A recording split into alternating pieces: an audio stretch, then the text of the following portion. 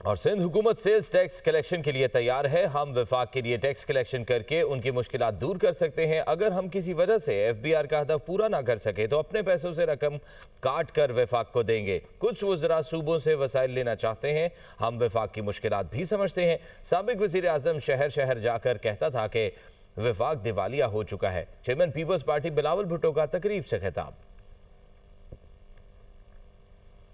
वो टैक्सेस भी हम वफाक के लिए जमा करने के लिए तैयार हैं ताकि हम उनसे बेहतर टैक्स कलेक्शन करके उनके जो मुश्किलात हैं वो दूर कर सकें। अगर हम किसी वजह से उनका दिया हुआ टारगेट या FBR का अपना टारगेट को हम उसको हम पूरा नहीं कर सके तो फिर हम अपने पैसों से काट के वो डिस्पैरिटी वफाक को देने के लिए तैयार होंगे। पिछले जो हमारा वज़ीर आज़म साहब था उसको सुना होगा, वो शहर शहर जाके कहता था कि वफाक दिवालिया हो चुका है। जो लोग सोच रखते हैं कि 18वीं तरमीम में गलती थी या डेवोल्यूशन एक गलती है या माली वसाइल सूबों को डिवॉल्व करना एक गलती था, उसका मुँह तौर सबूत NICVD का इदारा है। इसके साथ साथ हमारा JPMC का इदारा है। 18वीं तरमीम के बाद